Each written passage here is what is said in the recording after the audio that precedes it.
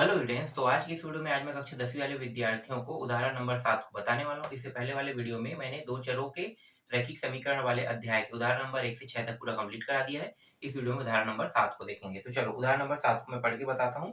ये आपको ऊपर में डिस्प्ले होते हुए दिखाई देगा। एक व्यक्ति ने 3 कुर्सियों तथा 2 मेजों को 1200 रुपये में खरीदा तथा 6 कुर्सियों और 4 मेजों की कीमत 2400 रुपये चुकाई। तब एक कुर्सी व एक मेज की कीमत ज्ञात कीजिए। तो एक कुर्सी एक मेज की कीमत ज्ञात करना है। तो चलो इस प्रश्न को हल करते हैं। तो यहाँ पे मैं हल लिख लेता हूँ। ठीक है, हल।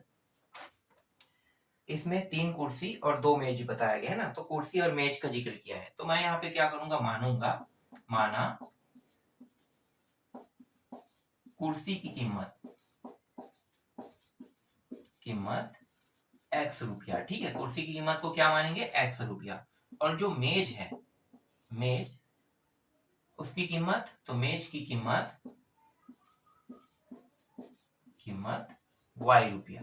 ठीक है, तो ये एक कुर्सी एक मेज की कीमत है। अगर हम इसे बढ़ा देंगे, 2 कुर्सी 2 मेज, तो 2x 2y हो जाएगा। 3 कुर्सी 3 मेज करेंगे तो 3x 3y हो जाएगा। 4 कुर्सी 4 मेज करेंगे तो 4x 4y हो जाएगा। ये समझ में आ रहा है। तो कुर्सी की कीमत मतलब एक कुर्सी की कीमत x रुपया और एक मेज की कीमत कितना है, y रुपया। अब प्रश्न जो है वो आगे कह रहे हैं कि 3 कुर्सी और 2 मेज, 3 कुर्सी व 2 मेज, 3 कुर्सी व 2 मेज। तो 3 कुर्सी मतलब 3x। ठीक है, अभी मैंने बताया ना। और 2 मेज मतलब 2y। ठीक है, तो 3 कुर्सी व 2 मेज, तो 3x प्लस 2y होगा, क्योंकि दोनों को क्या कर रहे हैं, जोड़ेंगे। 3 कुर्सी व 2 मेज। अब दोनों के लिए कितना पैसा देना पड़ रहा है, तो दोनों के लिए 1200 रुपया देना पड़ा है। खरीद रहे हैं कितने में, 1200 रुपया में। तो यहाँ पे लिखो प्रश्नानुसार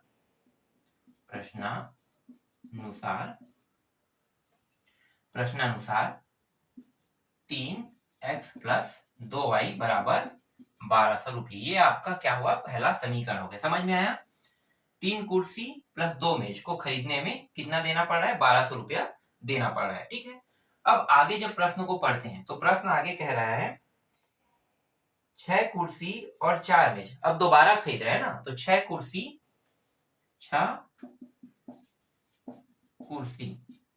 व 4 मेज को खरीद रहे हैं ना,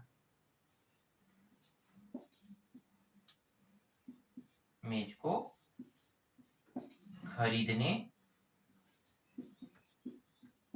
पर, तो 6 कुर्सी व 4 मेज को खरीदने पर, तो 6 कुर्सी मतलब कितना होगा, 6x, और 4 मेज मतलब 4, ये हो जाएगा y। खरीदने पर इसे 2400 रुपया देना पड़ रहा है, तो 2400 रुपया। अब ध्यान से अगर देखते हो पहले समीकरण और दूसरे समीकरण को, तो देखो यहाँ पे 3 का दुगना हुआ है, 2 का भी दुगना हुआ है और 1200 का भी दुगना हुआ है। तो ये जो समीकरण है, अगर इसे ध्यान से देखते हैं तो 2 के पहाड़ा से पूरा कट रहा है कि नहीं कट रहा है, 2 के पहाड़ा से 3 बार में कट गया, तो 3x। 2 के पहाड़ा से ये भी कट रहा है, 2y। ये भी 2 के पहाड़ा से कट रहा है, 2 एकम 2 दूनी 2 शून्यम। तो ये जो समीकरण 2 है वो किस में बदल गया, समीकरण 3 में बदल गया। तो देखो समीकरण 1 और समीकरण 2 दोनों एक जैसा है, दोनों एक जैसा है। अगर इसके लिए हम सारणी निकालते हैं तो दोनों के लिए एक ही सारणी निकालना पड़ेगा हमें। तो यहाँ पे मैं सारणी निकाल लेता हूं, और दोनों के लिए एक ही सारणी निकालना पड़ेगा, अलग अलग से सारणी निकालने की जरूरत नहीं है। तो ये x और नीचे में y। अब x की जगह पे ऐसा कौन सा मान रखें जो आसानी से हमें पूरी तरीके से एक अच्छा मान हमें निकल के प्राप्त हो जाए। तो समीकरण 1 को हल करें चाहे समीकरण 3 को हल करें, दोनों का मतलब तो एक ही है ना। तो समीकरण 1 को हल कर रहे हैं तो सारणी 1 सारणी 2 यही बनेगा, सारणी 1 सारणी 2 दोनों ही ये बन रहा है। तो यहाँ पे x की जगह पे देखो, यहाँ पे संख्या बहुत बड़ा है, बहुत बड़ा है, तो मैं बड़ा बड़ा संख्या ले लेता हूँ ना, छोटा लूंगा तो दिक्कत होगा। तो यहाँ पे क्या करते हैं, बड़ा संख्या लेते हैं। जैसे 100 लेंगे तो 300 हो जाएगा, है ना। तो x की जगह पे समीकरण 1 में यहाँ पे 2 पार्टीशन कर देते हैं। x बराबर 100 रखना चाहते हैं, 100 200 300 ना, तो 100 रख लेते हैं। 100 रखने पर, तो x बराबर अगर 100 रखेंगे तो ये 100 और 3 कितना हो जाएगा, 300 हो जाएगा। 300 हो गया, फिर बचेगा क्या 2y और यहाँ पे 1200 रहेगा। ये जो 300 उस पार ले जाते हैं तो यहाँ पे सिर्फ 2y बचेगा और 1200 के साइड में जब 300 आएगा तो ये कितना हो जाएगा माइनस। ठीक है, इस साइड आने पर क्या होता है माइनस होता है, तो ये हो गया -300। तो 2y बराबर, अब इसको घटा देते हैं तो देखो ये एक शून्य और ये कितना है 12, 12 में 3 घटाओ कितना आ जाएगा 9, तो यहाँ पे 900 आ रहा है ना। अब 900 को फिर क्या करेंगे, ये जो 2 है इसके साथ क्या है गुणा के रूप में है, गुणा के रूप में है तो ये क्या करेगा 2 जो है वो भाग करेगा, तो ये आ जाएगा 4, 2 एकम 2, 2 चौके 8, 1 शून्य 2 पंचे और 2 शून्य। ठीक है, तो 450 में कट गया। तो x का मान अगर मैं 100 रखता हूँ तो y का मान कितना आता है 450 आता है। x का मान अगर मैं बढ़ा देता हूँ, ठीक है, दोबारा क्या करूंगा, यही जो समीकरण 1 है, ठीक है, आपको इसी तरीके से बारी बारी लिखना है। अब ये वाला मैंने लिख दिया, नीचे जगह नहीं, फिर मिटाऊंगा फिर लिखूंगा, इसलिए अच्छा है कि यहीं पे मैं मान परिवर्तन करते जा रहा हूँ। तो इस बार क्या करूंगा 200 रख देता हूँ, तो 200 रखूंगा तो 200 + 3 कितना हो जाएगा 2 3 6 600 है ना, तो ये हो गया 600। अब 600 को मैं इस बार ट्रांसफर करूंगा तो जहां पे 300 था उसको मैं मिटा दूंगा, तो ये 600 हो गया। अब 600 में हमें घटाना भी है, ठीक है, 1200 में 600 को घटाना कितना आ जाएगा 600 आ जाएगा। अब ये जो 2 है इसके साथ गुणक रूप में है, अगर दूसरे साइड जाता है तो क्या करता है भाग करता है ना, तो y का मान यहाँ पे कितना आ जाएगा 2 एकम 2 या 2 शून्य 300, तो y का मान यहाँ पे आ रहा है 300। कब 300 आ रहा है, जब मैं 200 रखूंगा तब y का मान 300 प्राप्त हो रहा है। अब 300 रख के देखते हैं, तो यहाँ पे कहाँ कहाँ बदलाव करना है वहीं वहीं पे बस मिटा देता हूँ, ठीक है, यहाँ पे हो गया, यहाँ पे पूरा, ठीक है। तो यहाँ पे इस बार मैं 300 रखता हूँ तो ये हो गया 3 तिया 9, 900 और यहाँ भी 900 आ जाएगा, ये इस साइड आएगा बराबर की साइड, तो ये क्या हो जाएगा प्लस से माइनस हो जाएगा, ये तो आपको पता है ना प्लस से माइनस। और ये जो है ये प्लस से माइनस क्यों नहीं होता है, क्योंकि ये y के साथ गुणा के रूप में है, ध्यान रखना, कई लोग यहीं पे फंसते और यहीं पे पूछते हैं, तो ये गुणा के फॉर्म में, जबकि ये गुणा के फॉर्म में नहीं है, ये 2y के साथ जोड़ने के फॉर्म में था, है ना, जोड़ने या घटाने के फॉर्म में हो तभी ये एक साइड से दूसरे साइड जाता है तो उसके जो चिन्ह है वो बदल जाते हैं। अगर यहाँ पे माइनस होता तो यहाँ पे क्या होता प्लस, और यहाँ पे प्लस है इसीलिए ये इस साइड आके क्या हो रहा है माइनस। समझ में आ गया, ये 2y के साथ जो y है उसके साथ जोड़ने के फॉर्म में है, इसीलिए ये पक्षांतर होता है। तो यहां तक आपको समझ में आ गया होगा। अब इसको घटाते हैं तो ये आ जाएगा 300, ठीक है। अब यहाँ पे देखो 2y के साथ ये जोड़ने के फॉर्म में है, नहीं किस फॉर्म में गुणा के फॉर्म में, तो अगर ये गुणा के फॉर्म में है तो ये हमेशा दूसरे साइड जाके क्या करेगा भाग करेगा, तो दूसरे साइड का मान क्या है 300, 300 को 2 जो है वो भाग करेगा, तो 2 एकम 2 एकम 1 शून्य 2 पंचे है ना, तो 1 शून्य मतलब अब 10 बन गया ये, तो 2 पंचे 2 शून्य 50, 150। तो y का मान कितना आ गया इस बार 300 रखने पर 150 हमें प्राप्त हुआ। चाहो तो और आगे हल कर सकते हो इससे आगे, और आगे और हल नहीं करना चाहते तो इतना भी स्टॉप कर सकते हो, ठीक है। एक और मान रख लेते हैं 400 रख लेते हैं इस बार। देखो यहाँ पे जो मैं मान रख रहा हूँ मैं अपने हिसाब से रख रहा हूँ, जरूरी नहीं है कि जो बुक में उदाहरण में दिया हुआ है ना वही मान लो, हमें जो चीज निकालना है उससे मायने रखता है, मतलब वो मायने रखता है, ना कि आपके सॉल्यूशन किस तरीके से और कैसे हो रहे हैं ना। तो सॉल्यूशन जो है यहाँ पे मैं बदल सकता हूँ, जैसे यहाँ पे मान मैंने 100 से स्टार्ट किया, हो सकता था मैं 500 से स्टार्ट कर सकता था, हो सकता था मैं 300 से 400 से भी स्टार्ट कर सकता था ना, बस मुझे मान जो है वो इसी तरीके से चाहिए, इसमें पूर्णांक संख्या या फिर प्राकृतिक संख्या में ही बस मान चाहिए, मुझे भिन्न में बिल्कुल भी नहीं चाहिए, तो मैं इसे भिन्न में कभी भी नहीं लाऊंगा, मैं इसी तरीके से मान को लेकर आऊंगा। तो उसके लिए जो अंक मैं यहाँ पे x की जगह रख सकता था वो मैंने रखा, ठीक। अब इस बार हम लोग 400 रखते हैं, तो 400 रखेंगे तो ये कितना हो जाएगा 4 दूनी 8 4 तिया 12, ये डायरेक्ट हो गया 1200, ठीक है। अब जहाँ पे 900 था वहां पे मिटा देते हैं, तो कुछ ही जगह बस हमें क्या करना पड़ता है चेंज करना पड़ता है ना, तो यहाँ पे बस उतने को बस चेंज कर देते हैं, तो देखो ये 1200 इस साइड आके क्या हो जाएगा -1200 हो जाएगा, घट के 0 प्राप्त होगा। अब ये जो 2 है इसको भाग करेगा तो 0 का 0 आएगा, तो 400 रखने पर 0 प्राप्त हो रहा है। आगे और चाहना चाहोगे तो जा सकते हो, आगे जाने की जरूरत नहीं, इतना काफी है हमारे प्रश्नों को हल करने के लिए, है ना। तो x और y के, तो x का मान 100 200 300 400 है ना, तो 100 200 300 400 रखने पर y का मान 450 300 150 और 0 जो है वो हमें प्राप्त हुआ, ठीक है। अब ग्राफ बनाते हैं, तो ग्राफ बनाएंगे तो यहाँ पे मैं मिटा देता हूँ, यहीं पे देख लेते हैं, छोटा सा ग्राफ बनाएंगे, बड़ा बड़ा अंक माने हैं तो बड़ा बड़ा रखेंगे यहाँ पे मानों को। ठीक है, ये हो गया ग्राफ, ये हो गया एक्स, ये हो गया वाई। एक्स कहाँ तक लेना है, 400 तक की। तो यहाँ पे क्या करेंगे, पैमाना मान रहे हैं, ठीक है, पैमाना वाला तरीका ही चलेगा यहाँ पे। तो पैमाना में ये 100, ठीक है, एक बिंदु मतलब 1 सेंटीमीटर बराबर 100 सेंटीमीटर, इसे पैमाना कहते हैं। 1 सेंटीमीटर बराबर, ये सेंटीमीटर में तो दिया नहीं है, तो आप कह सकते हो कि 1 पॉइंट, है ना, 1 पॉइंट इसे कहेंगे क्योंकि सेंटीमीटर में दिया नहीं है। तो 1 पॉइंट, और 1 पॉइंट भी कहने की जरूरत नहीं है, एक्स और वाई है, दोनों रुपया में है, तो 1 रुपया लिखो यहाँ पे। 1 रुपया बराबर कितना रखना है, 100 रुपया। ठीक है, 1 रुपया बराबर 100 रुपया, तो 100, ये 200 हो गया, ये 300 हो गया, और ये 400 हो गया। ठीक है, पैमाना वाले प्रश्न जो है वो आगे के अध्यायों में मैं आपको बताऊंगा। अध्याय 7 में है, शायद 7 में है, तो आपको अध्याय 7 में बताऊंगा। ठीक है, तो ये 400 तक हो गया, और ये कहां तक गया है, 450। तो ये 1 2 3 4, और इससे आगे 450 यहाँ पे, है ना, आएगा। तो ये 100 200 300 400, और ये 450, यहाँ पे 500 होता। ठीक है, तो 450 तक के गया है, तो 500 तक के यहाँ पे हम लोग ले लेंगे। ठीक, एक्स के लाइन पे हमें देखना है 100, और वाई पे देखना है 450। तो ये 100 वाला है और ये 450, तो दोनों के लाइन, जैसे इसे मैं आगे बढ़ाऊंगा, देखो ये वाला जो 450 लाइन है, इसी से डॉट डॉट डॉट कर करके आगे बढ़ाएंगे, ऐसे बढ़ेगा, और ये 100 वाला ऊपर की ओर बढ़ेगा, है ना, जिधर वाई का मान है उधर बढ़ते जाएगा। तो ये इस तरीके से ऐसे बढ़ेगा, और यहाँ पे आके एक बिंदु देगा। ठीक है, कहाँ पे दे रहा है, यहाँ पे। तो ये कौन सा पॉइंट है, 100, और ये 400 का पॉइंट है, मतलब एक्स का मान 100 और वाई का मान कितना है, 400। ठीक है, ऐसे ही रखते हो ना। तो यहाँ पे देखो एक बिंदु पॉइंट हमें मिल गया। आगे देखते हैं, 200 रखने पर 300 जाना है। ठीक है, तो 300, तो ये 200 है, देखो 300 को कैसे बढ़ाना है, इस तरीके से इधर बढ़ाना है, और 200 को ऊपर की तरफ बढ़ाना है। ठीक है, ऊपर की तरफ, क्योंकि दोनों मान किसमें, प्लस में, तो प्लस वाला जो रिएक्टर है वो यही है। तो यहाँ पे आ जाएगा एक बिंदु यहाँ पे। ठीक है, 200 300 में, तो ये कौन सा बिंदु पॉइंट हो गया, 200 और 300। ठीक है, 200 300, एक्स और वाई, आगे को एक्स बोलते हैं, पीछे को वाई बोलते हैं। भुज और कोटि के बारे में पता है ना, तो एक्स को भुज बोला जाता है और वाई को कोटि, याद रखना, भुज एक्स को और कोटि वाई को बोला जाता है। ठीक है, तो भुज और कोटि, ये प्रश्न 1 नंबर के प्रश्न में पूछा जाता है वार्षिक पेपर में, इसलिए इसे याद रखना, भुज कहेगा तो एक्स और कोटि कहेगा तो वाई को लेना है।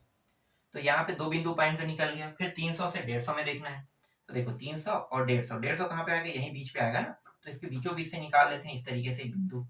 कहाँ तक जाना है हमें, 300 तक के, तो 300 तक के ये हो गया, और ये ऊपर जाएगा, यहाँ पे हमें एक बिंदु पॉइंट मिल रहा है, तो 150 और 300 बिंदु पॉइंट हो गए। फिर 400 और 0,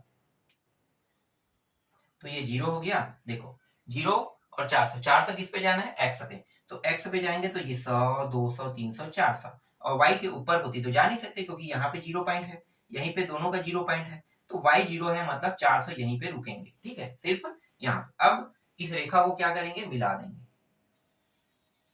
ये रहा, सीधा सीधा एक रेखा हमें प्राप्त हो रहा है। और ये दोनों रेखा, देखो यहाँ पे जो रेखा हमें प्राप्त हो रहा है, इसी रेखा के अंदर एक रेखा जो है और शामिल है, वो किसका रेखा है, समीकरण 2 का। ये जो समीकरण 2 दिख रहे हैं ना, उसका भी रेखा इसी में शामिल। क्यों इसी में शामिल है, क्योंकि दोनों के समीकरण 1 और 3 के, दोनों के समीकरण देखो एक जैसा है, एक जैसा है, तो एक ही रेखा पे 2 समीकरणों के रेखा जो है वो शामिल है। और ये कौन सा बिंदु पॉइंट है, 300 और 150, तो ये x, ये y, और ये 400 और ये 0। ठीक है, तो यही क्या है, यही इस प्रश्न का उत्तर है। अगर दोनों रेखा एक में ही शामिल हो तो इसका कोई हल नहीं निकलता है, याद रखना, इसका कोई हल नहीं निकलता है। तो यहाँ पे हमें क्या प्राप्त हो रहा है, कोई हल नहीं प्राप्त हो रहा है, हल नहीं प्राप्त हो रहा है। यही क्या है, आपके प्रश्न का उत्तर है। अगर दोनों रेखा, जैसे समीकरण 1 और समीकरण 3 दोनों है ना, समीकरण एक जैसे है, तो दोनों रेखा अगर एक ही रेखा में हमें प्राप्त हो रहा है, इसका मतलब है कि इसका कोई हल नहीं है। अगर दोनों रेखा समांतर हो, देखो यहाँ पे मैं आपको बता देता हूँ, समांतर हो तो इसका अनंत अनेक हल होगा, मतलब ये करते जाओ करते जाओ करते जाओ, हल होते रहेगा। अगर यही रेखा इस तरीके से काट दिया जाता है, इसे अद्वितीय हल कहते हैं, अद्वितीय हल। आगे मैं आपको बताते जाऊंगा इसके बारे में। तो ये इसी अध्याय से शुरू हो जाएगा, अध्याय 2 या अध्याय 3 से शुरू हो जाता है ना। तो अद्वितीय हल कोई हल नहीं, अनंत हल है। इससे प्रश्न हर बार एग्जाम में 1 नंबर 2 नंबर में पूछा जाता है कि अद्वितीय हल निकालिए, या फिर आपसे कहेगा कि अनंत अनेक हल कैसे होता है, तो आपको बताना है। फिर दोनों रेखा एक ही में शामिल है तो उसे हम कोई हल नहीं है कहते हैं। तो ये जो प्रश्न है, ये ऐसे प्रश्न एग्जाम में आते रहते हैं। ठीक है, तो ये समझ में आ गया, मैं मिटा दूं इसको। चलो अब इसके बाद अगला प्रश्न देखेंगे। ये प्रश्न कंप्लीट हो गया।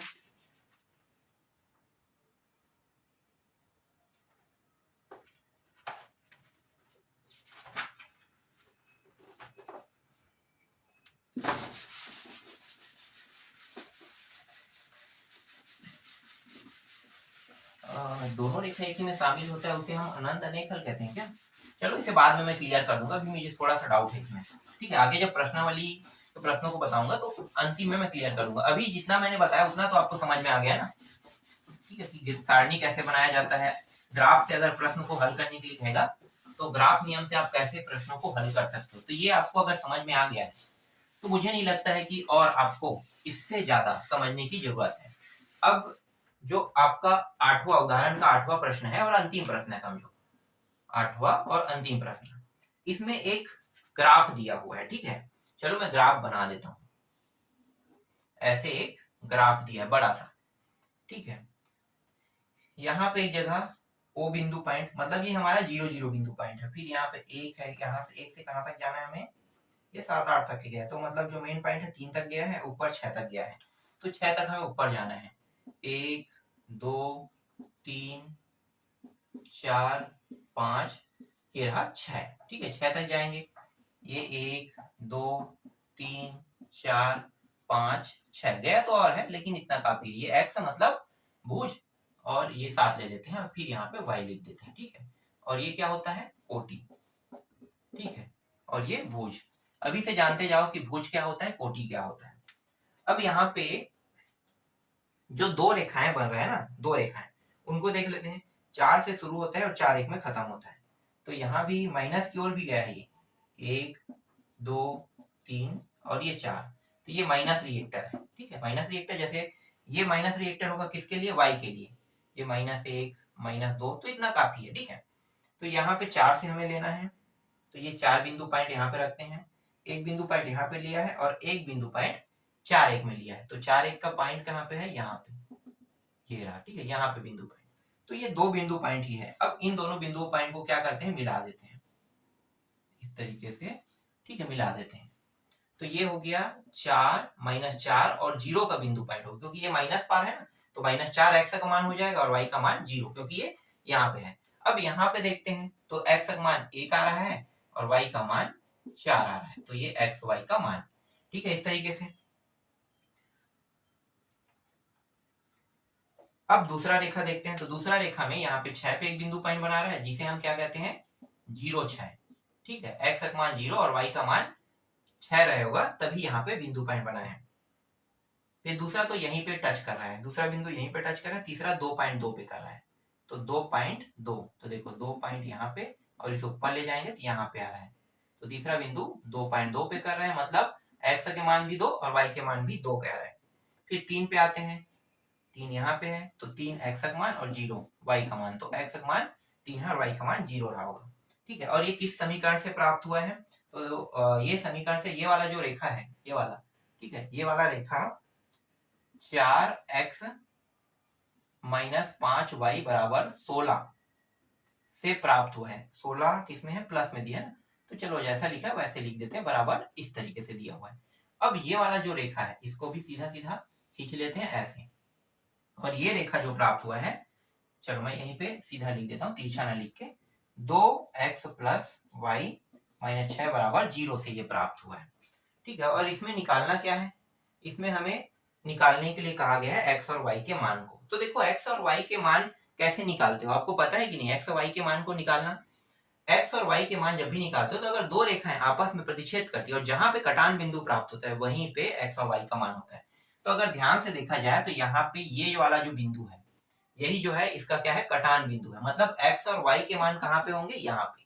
तो ये जो 1 और 4 है, x का मान 1 और y का मान 4, यही क्या है इस प्रश्न का उत्तर है। और देखो ना, और कहीं ये काट रहा है क्या? यहाँ पे देखो एक रेखा ये है और दूसरा रेखा ये है, तो जब दो रेखाएं आपस में एक दूसरे को जहां पे काटती है, वहां पे जो बिंदु पॉइंट बनता है उसी को हम कहते हैं x और y के मान। ठीक है, हमेशा याद रखना। और ये हमेशा अद्वितीय हल बेस में निकलता है। अद्वितीय हल बस में ये रेखाएं जो है दोनों आपस में एक दूसरे को प्रतिच्छेद करती है। एक अद्वितीय हल होता है, एक होता है अनंत अनेक हल होता है।